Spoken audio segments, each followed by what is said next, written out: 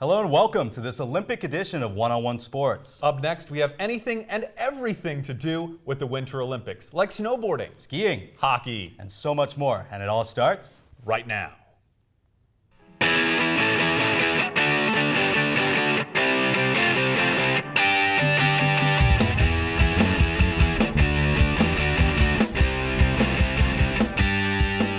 And we're back to bring you an Olympic-themed show right here, right now. I'm Thomas Hale. And I'm Mason Stauff. Before we dive into individual sports, Thomas and I are going to discuss the major topics that have emerged out of the first 2 weeks of the Olympic Games.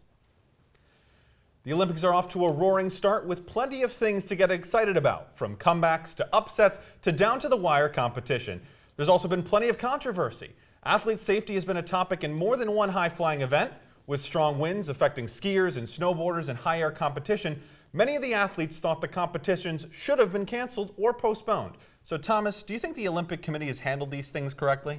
I'm a little disappointed in the way the committee's handled things so far, and it really came to a point when Australia's slopestyle snowboarder Tess Coady sadly tore her ACL during training one time, and after that, they didn't really do much about curbing the conditions, the chance of gaining more injuries. I just think it's so hard when you have a very limited amount of time, and they did postpone a number of events. Basically, the first 3 days of women's alpine skiing It just were seemed postponed. to be after these injuries, though, right? Not really. I mean, when there were high winds, particularly with the alpine events, they weren't letting the skiers up there. They weren't letting anyone up high on the mountains to even do practice runs because it was so dangerous. And obviously, you're kind of in a time crunch because you have to. Well, then I wonder why 4 out of 5 snowboarders in the slopestyle are getting hurt, are crashing and burning out on there. It's very tough, particularly with the slope stylers, because they are coming up very short on these landings. But we'll kind of talk about it later in the show about whether it's important to adapt to these conditions. The winners of these events are still finding a way to adapt to them, and I think for the most part, the Olympic Committee's got it right. So far, they're starting to change the things. Beforehand, I wasn't too with it, but hopefully this will curb injuries for the rest of the tournament. Yeah. Maybe the biggest story of the Olympics thus far is the unified Korean women's hockey team. It's not the first time the North and South have had a unified team, but in this period of political turmoil and given where the games are being held, it might just be more than a symbolic gesture. So Mason, how big of an impact did their unification bring? It was an amazing story. I would say it's been the most important story of the entire games. But I still take this with a huge grain of salt, and I think that until we actually see change, whether we see some movement from Kim Yo-jung, the sister of Kim Jong-un, who's there in attendance at the games. She came out smiling. She came out smiling, but until we actually see some kind of attempt at actual unification between the North and South, I think this is just a show and not much more than that. The thing is that maybe this is the breaking point for political talks to begin, something like that. Maybe. Obviously, tensions are so high within the last 40 or 50 years, and I mean, maybe you just need that Olympic spirit. I hope so. I really, really hope so. It was really nice to look at the fans of Korea, the United Korea, and they were all together cheering the team on. And at the end of the last game for the Korean team, it was nice to see all the players get together and go, "We are one." That one goal was amazing. Yeah. They only scored once, but that meant everything to that team and to those two nations. Great to watch. Incredible to watch. Every 2 years, we get to see some of the best athletes in the world compete on the biggest stages, summer and winter, and deliver the best performances of their careers, some of which are just downright dominant. 2 weeks in, Thomas, which athlete do you think has put together the most dominant performance of the Games? The most dominant performance of this 2018 Winter Olympic Games has been the Iron Man, the Emperor of the Skeleton, Yoon Sung-bin. The Emperor. They've just titled him the Emperor of Skeleton because of his dominant run so far this year. I have never seen anyone win a skeleton event in over a second and a half. It's ludicrous. Every single heat clearly beat the competition. It was absolutely incredible to watch. I'm going to go with an athlete that not only has been incredible in these games, but over her entire Olympic career. 37-year-old cross-country skier Marit Bjørgen out of Norway. Norway has obviously dominated the cross-country skiing events, but she has a gold, a silver, and a bronze in these Olympics, making her the joint most winningest medal-winning athlete in the history of the Winter. Like she's got a lot of legacy. Yes, absolutely. Up there at the top with Ole Einar Bjørndalen, the biathlete, also out of Norway, with 13 Olympic medals in her Winter Olympics career. Really not only is she incredible, not just cross-country skiing, but she's a master at both the traditional and the freestyle and the classic style. Amazing. So I'll give you that she's got her career set. Yoon Sung-bin has plenty of time to go. Emperor and Empress. He's on his way. He's on his way. Olympic hockey is well underway on the men's side, but it's missing some of its star players.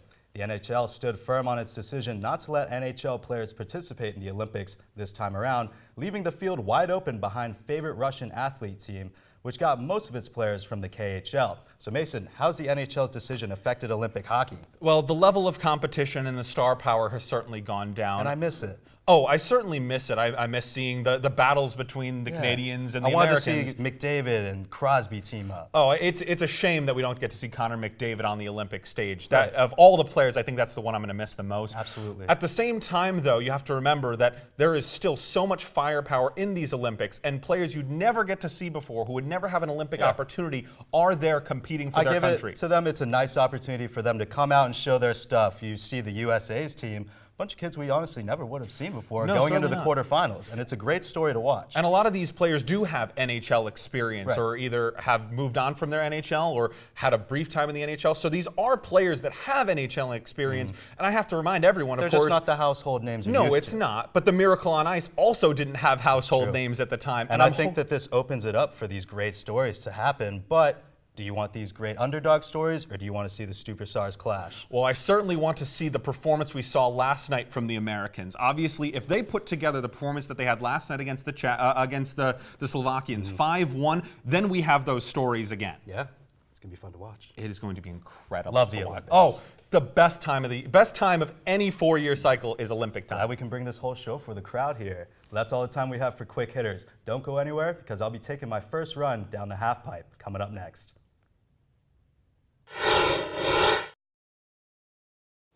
The Winter Olympics are well underway, and one of the most anticipated events is always the half pipe. I'm joined by our experts, Dominic Vernazza and Brad Clear, to discuss and break down the American athletes' performances. So with that being said, guys, who had the most impressive performance so far, Chloe Kim or Shaun White? I gotta go Chloe Kim with this one because she is the youngest Olympic halfpipe champion ever at only 17. Wow. That's ridiculous. She is still in high school. She apparently showed up like late to her run. This is her. She tweeted about it. She tweeted about it. This is her first Olympics too. So you would think the nerves would be getting. I mean, I know what I was like at 17. You know, I can't even imagine being on that stage. Yeah. Exactly. And I'm gonna go in the contrary of your argument. And I'm gonna say Shaun White for the fact that he's 31 years old.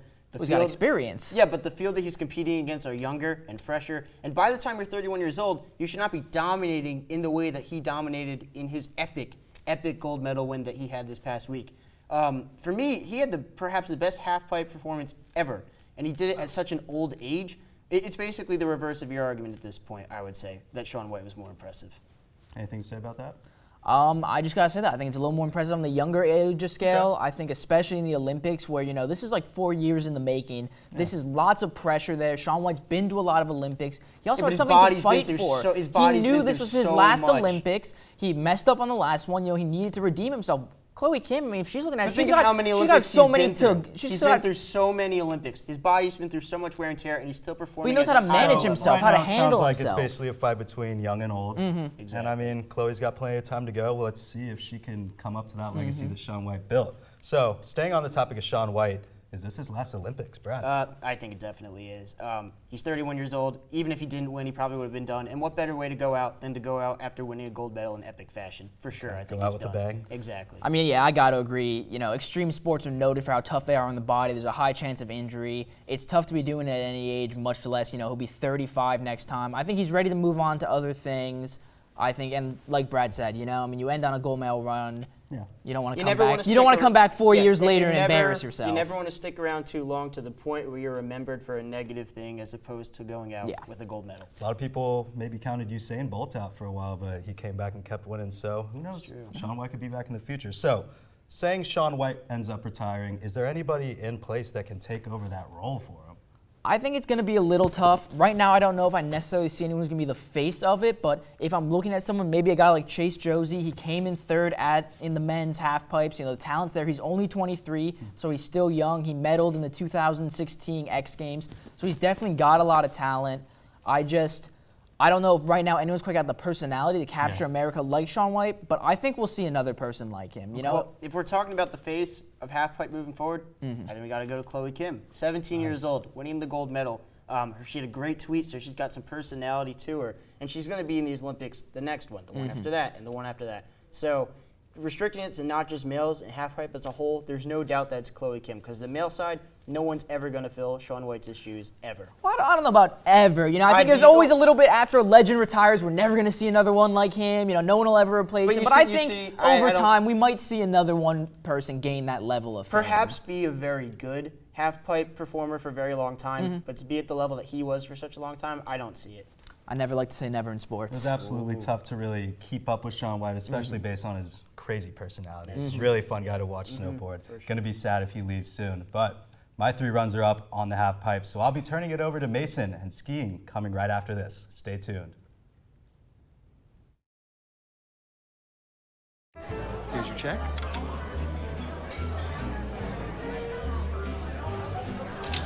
Oh, you got it. You know, since I got rid of my car, I really enjoy walking. Okay. Got it. No. Getting pulled over for buzz driving could cost you around $10,000 in fines, legal fees, and increased insurance rates. Oh, you're home early. You live with your mom? That'll set your game back a few years.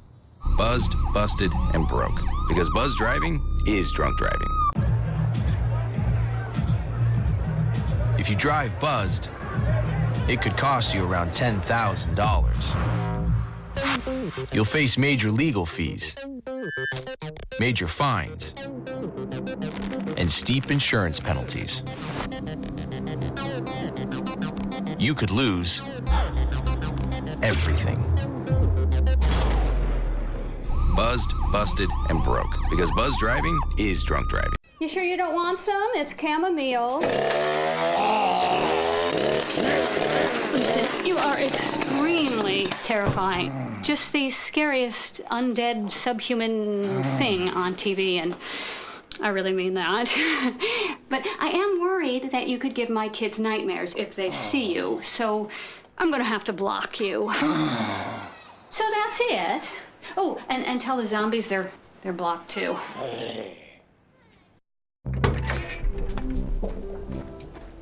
When you throw away money on wasted electricity, you're throwing away everything you could have bought with it. Saving energy saves you money. Wow, these are really good. You act surprised.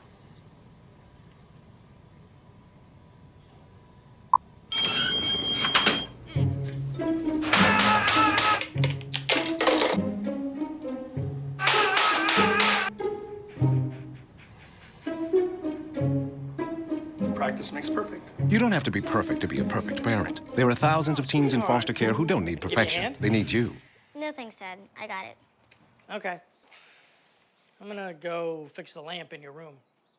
You don't have to be perfect to be a perfect parent. There are thousands of children in foster care who will take you just as you are.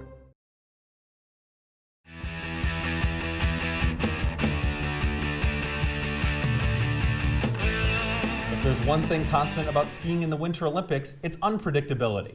This year we've seen many upsets and shockers. Here to break down the chaos from the wide range of skiing events are our experts Jimmy Longo and Ennis Warlick. So guys, let's start with world champion snowboarder, Czech skier now, Esther Ledecka, winning her first Alpine gold medal by 1/100th of a second. Ennis, let's start to you. Is she legit, or was this a fantastic stroke of luck for Ledecka? She's not legit. This is unquestionably one of the luckiest Olympic events of all time. She's historically been a very good technical skier. A lot of people have said that, but she's not known for her speed.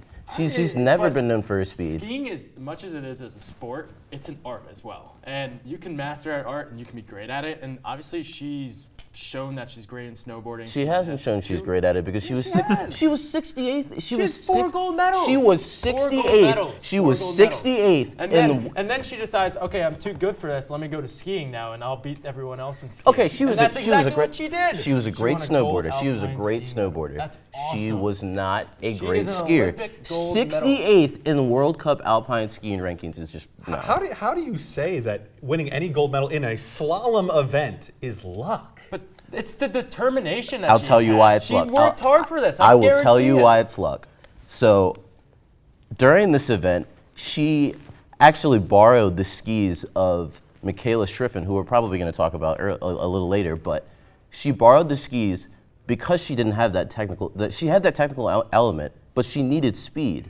But she had to borrow. She had to borrow someone else's skis to win this event. She worked on it like any other athlete she had in to the world borrow works someone on else. something that they don't have the skill in. And look what she did. She had the speed because If she they won if they ran over this event again, I don't even think she would place. So let's move on to the Americans. First, Lindsey Vonn hasn't competed in the Olympics since 2010 due to an injury, comes out for her first event and doesn't medal.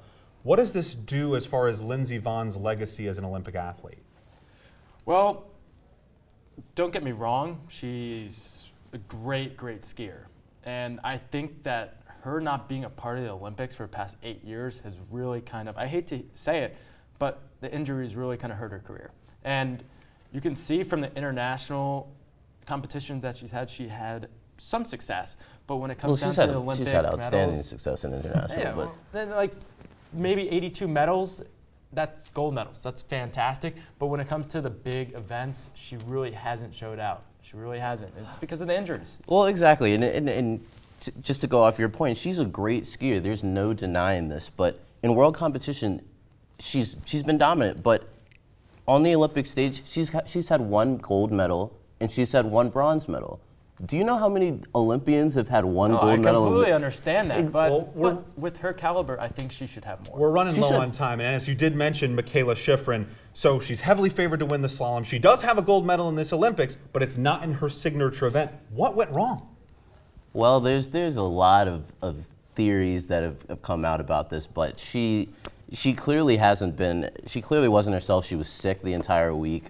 Just not a lot. Jimmy? Yeah, I mean, she got the gold in the giant slalom, and I think she just wants to focus on the super combined event. That's Wednesday, so exactly. I think with that, still more events to come. Still a lot more chances for Michaela Schifrin to add to her gold medal total. 2 more. Yeah. Absolutely. Well, that's all the time we have from the slopes. Thomas will be right back when we come back to discuss what we've seen on the ice this Olympics. Olympic hockey is underway, and it's been an exciting tournament, even without NHL players on the men's side. While the men's tournament is really just getting started, the women's tournament is almost at its end. I'm joined by Sophie Zavada and Andrew Vandalis to break down both the men's and women's Olympic hockey action so far. So guys, without NHL players, Russia's really been the favorites of the tournament so far. Andrew, is there anyone that can take them down? I think other than the United States, who's having a little bit of a rocky performance so far, the Czech Republic. Against Slovakia. Yeah, but the Czech Republic have handed Canada their first loss since 2010 in a 3-2 shootout, and they're now in control of Group A. So I think they have the most momentum going in to really sneak up and snatch the gold medal, especially taking down such favorites like Canada. Okay. I would have to disagree. First of all, Canada is already qualified for the quarterfinals, and they beat So is Czech Republic. Okay, but still, they outshot Czech Republic by 13, and it was in a shootout. So really, when you're looking at it, kind of not as impressive as you'd think. My choice is Finland, because obviously people are going to say the people that have already qualified, like Sweden and Canada, are obviously top matches for Russia. But Finland has 2 of the top 2017 NHL draft picks, one of whom is Tolvanen, who scored 4 goals in his Olympic debut and has done amazing since then.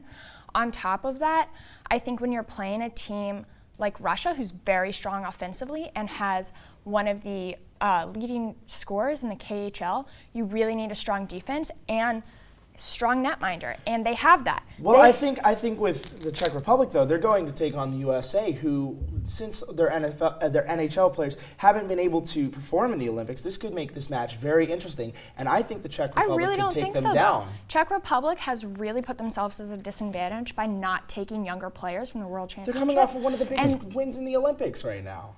You against think Canada. that beating Canada is one of the biggest wins? When they haven't lost since in 8 years, that's a pretty big win. So guys, let's switch over to the women's side of things. Good stuff, good stuff. Czech Republic, Finland, we don't know, who knows? But we're switching over to the women's side of things now.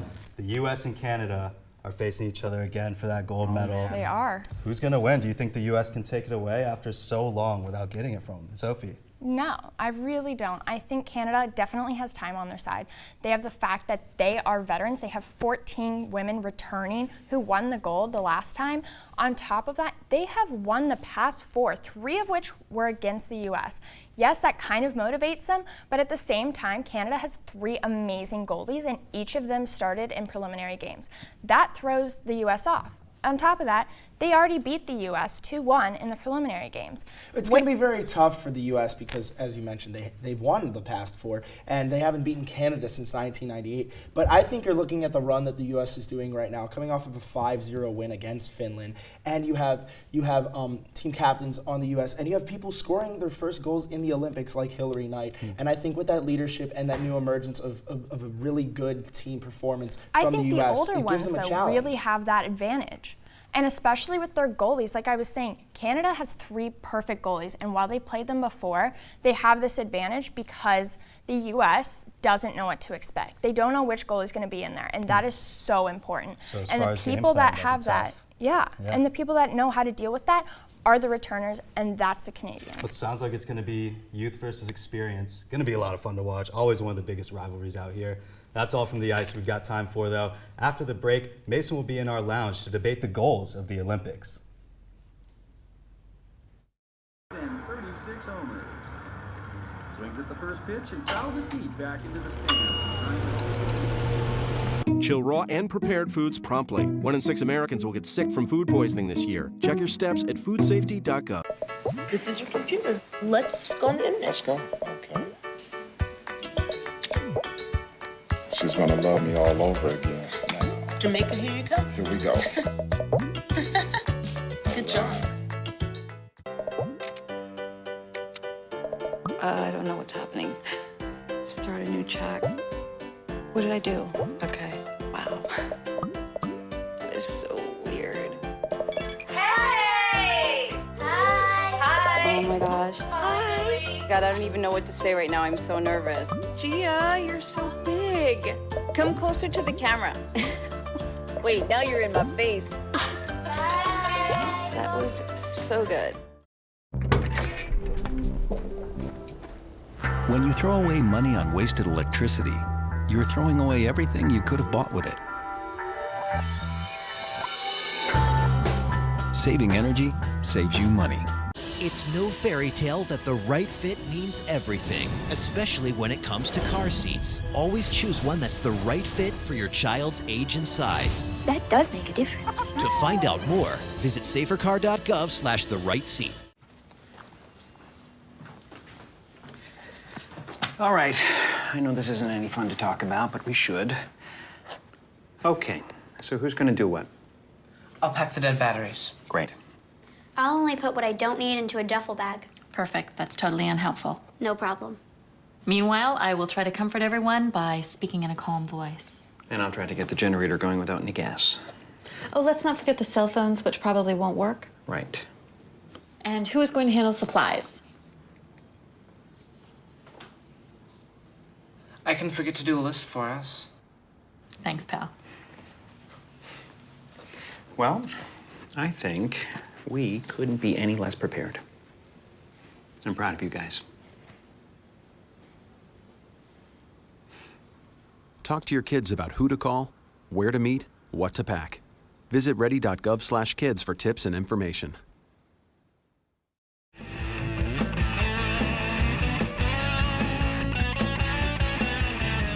The Olympics showcases the world's best athletes, and it's a time where world records are set and broken. With the Olympics being a showcase of talent, should it be focused more on breaking records, or should it be more focused on the athletes that adapt best to the conditions present at the time of their competition? I'm joined by our experts Emmanuel Taube, Matt Holzoffel, and Jenny Berman to break it all down. So who wants to start about this debate? Is it more important to set records or to be the best in adapting to the different conditions? So I look at this and I say, should the Olympics be about who does the best tricks and best stunts, or should it be about somebody who is the best athlete? And I think if you're talking about outdoor winter sports, which tend to come here, is that you should be used to playing in the snow, in the wind, in any kind of condition that would set you off your game. Okay, so playing in the snow is great, but what goes down in the record books? The records, the best tricks, the best stunts, like you said, the medals, that's what people remember. How many gold medals you win is what people remember. Exactly, and you win them for, you set records, the winners are setting records, world records, Olympic records. Even if the score is something low because you had to do a more conservative type of run, it's still a gold medal no matter what. But when you start looking at like conditions, the weather, then we start getting back to, what truly is like the perfect condition. Is there a perfect condition when you're doing a sport, when you're doing like snowboarding or something like that? There's always going to be some kind of factor that's going to be affecting how you do, like how you perform. And there are certain sports like ski jumping where there are actually the weather is built into the scoring. The wind conditions and the height of the jump is built into the scoring. So there are elements where Jenny's actually right. They are actually awarding the best performance in the different weather conditions. No, but they're all in the same weather conditions though. So it's like, are they really awarding the best person in the weather conditions, or are they just kind of closing the gap in terms of making sure it's not really a huge advantage? Well, if you look at the slopestyle event in the women's that happened this Olympics, where there was so much wind that some athletes weren't able to complete the runs they wanted to do, some weren't able to do the jumps that they wanted to do, and yet still the best athlete, Jamie Anderson from the U.S., who won in gold in Sochi last year, she still won. So I feel like that says, isn't she the best by virtue of So let me ask you this then. In the record books where it says she won the gold medal, is there going to be an asterisk that says, oh, she did this in extreme conditions? Exactly, because that's not as important as winning the gold medal. But she didn't set the record. She won a gold medal. It wasn't about the record. It was a low score, and she still got gold. I know, but if you look at the records, it's just something that we immortalize athletes in that record book. Like no one really remembers, like Matt was saying, no one really remembers the conditions of how it happened, the weather, whether it was partly cloudy or whatever. But we look at the athlete and he's immortalized. He's there forever until someone else breaks that record. So to me, if you looking at the conditions, I don't think that you should really put like all of your fate in that. Just look at the records. Look at who's number one. Look at who's the actual the best in the world. But with even the some best of the time. biggest records don't even get set at the Olympics. Does that matter then? I mean, the 100s that we've seen from Shaun White and Chloe Kim, those didn't come at the Olympics. Those came at the X Games or other competitions. So do those not matter then? I think we're also discounting the fact that in extreme weather, the events are canceled or postponed. This isn't like they're doing in gale force winds with snow whipping everywhere. It's bad. It's not normal, but this isn't like a hurricane type deal where it's just wind whipping everywhere. Because they've canceled events this Olympics. Yeah, exactly. So it's not worth noting that unless they win a gold medal. We're not going to want people to get hurt, but there are athletes who come in and they make excuses. They say that, oh, the wind set me off my game. Well, the wind didn't set the gold medal winner off her. Because that's what they're supposed to do. That's why they're here, to compete no matter what the weather is. But plenty of athletes have used that as an excuse. But the question is, what's more impressive? What should be obviously, I know you're talking about the record books here, but the question is, what's more impressive? Is it more impressive to set the record, or is it more impressive to adapt to these ridiculous conditions? Yes, everyone has to deal with them, but to deal with them the best. Honestly, I feel I'm just stuck on kind of the record. When I think of the record, I think of the best. I don't really think of what happened kind of in that race. I just think of, wow, no one on this planet did this run, did this ski jump, did this better than this person right here. And that's what I think of. So I have to give it to the record. Exactly, I agree. And not to discount anyone who's doing great things in abnormal weather, but you see that now in the new technology, put the world record time in front of people. So they're really keeping track of that because that's what carries the most weight nowadays. I don't agree. I think that you see, and especially we've seen it in this Olympics, where the 26th best skier in the competition wins because she was able to adapt to the course better than even the best in the world. And I think we should commend who is doing the best on any given day. I think it makes for a good story. I think we can, still clap our hands to them. But when we're, trying to compare them against someone else who broke the record, to me, there's no comparison. And we can still give them credit, but how much credit? How much credit can we give them? The record is the record. The record is the record, but in the grand scheme of things, Jenny's right here. A gold medal in 2018 in Pyeongchang is the same thing as a gold medal in Sochi. All you have to do is get the gold, and that's why I'm kind of with Jenny on this one, and just that it's so much harder to adapt to these conditions. And to say that people don't remember the conditions, that's not true either. To take it to another sport back here in the States, people remember the snowpocalypse games in football. They're not the record setters, but those are the ones that everyone remembers because they're so crazy. Because in the Winter Olympics, it's all snow. People are preparing learning to perform in cold weather with, snow coming down, maybe even wind. So they're preparing for that. They should be ready to compete in those odd conditions. Football is different because you're not expecting to go out in the snow every week. Just because they should be doesn't mean they still don't fall back on it as a Tough crutch, though. debate. I see both sides, but still, an incredible Olympics regardless. Great performances regardless. Definitely. That's all the time we have for this Olympic edition of One-on-One Sports. Special thanks to all our talent, crew, and you, the viewer, for tuning in. If you missed anything or want to check us out on YouTube, Facebook, or Instagram, you can do all that all at One-on-One Sports. Until next time, whose side are you on?